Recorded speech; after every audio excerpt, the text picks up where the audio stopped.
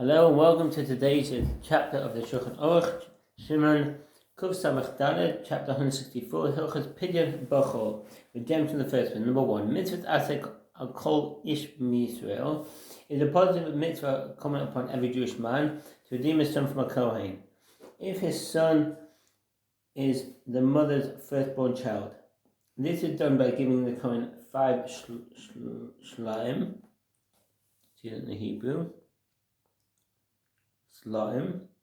Our coinage must be of sufficient value so that the sum equals 5 1/3 load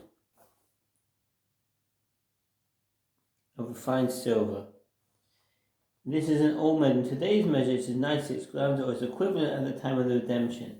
When your coin is going to be used, the silver content must be verified. You must give the coin even other articles of that value, but not real property or notes. Therefore, you may not redeem your son with paper money.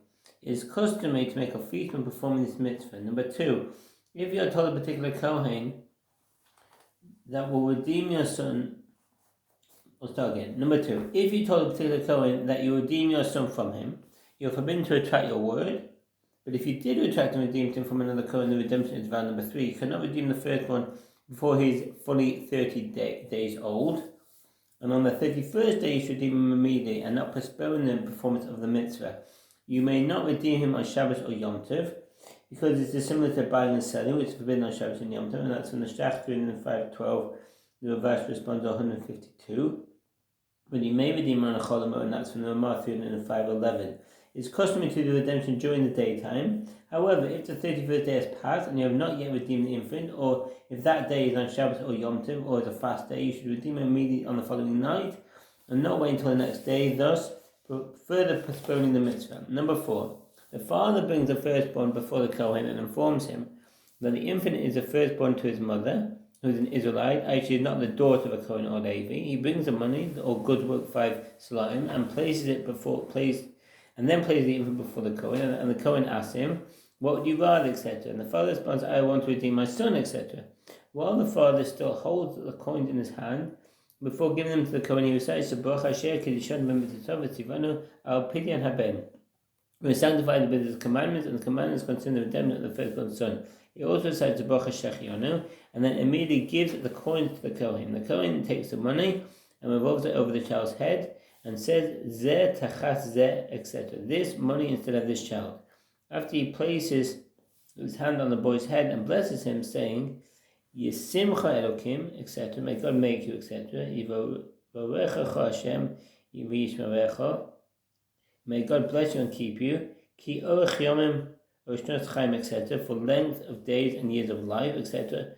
Adonai Yisum Marach Mikol Ra, so that God shall guard you from all evil, etc. Thereafter, the Kohen recites a bracha over a cup of wine. If no wine is available, he may recite a bracha over some other beverage which is commonly used in the region. But if so, the redemption should take place before the hands are washed for the meal, or during the meal, it is not permitted to recite a bracha over any beverage other than wine. This is not the case when there is wine, for then the redemption takes place after the Hamosh has been recited over the bread. Number 5, if the father is not with the son, he may redeem his son from a Kohen wherever he is. In such an event, he says to the Kohen, "I have a firstborn son to redeem." Whereupon the Kohen inquires, "Would you rather," etc. Number 6, the Tahuri Zahav gives a reason for the custom of having the Kohen return all the redemption money or part of it to the father, and even this requires further deliberation. He who desires to perform the mitzvah properly should choose a Kohen who is poor, with linen torn as God-fearing, and both the father and the Kohen should agree that the money is not to be returned. If the father demands that the Kohen will return it, the Kohen was not aware of it, the redemption is invalid, even the Kohen returns the money. Or else the father should give it explicitly as a gift on condition that the Kohen return it to him.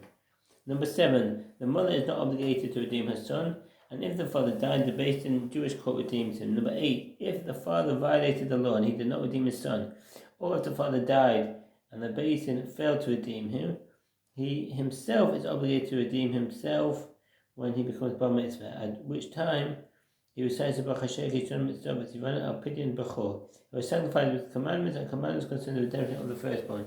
He also recites the Baruch Shechianu. Number 9, Kohanim and Levites are exempt from redeeming their firstborn sons, even if the The daughter of a Kohen or Levite is married to an Israelite, is someone exempt from redemption. Even if the daughter of a Kohen has sexual relations with a non-Jew and has become pregnant from him, or even if she had therefore become pregnant from a legal marriage, the son must be redeemed, for his mother was disqualified from the kahuna, because of her having cohabitation with a non-Jew. This also applies to any illicit cohabitation through which his mother's priesthood is profaned.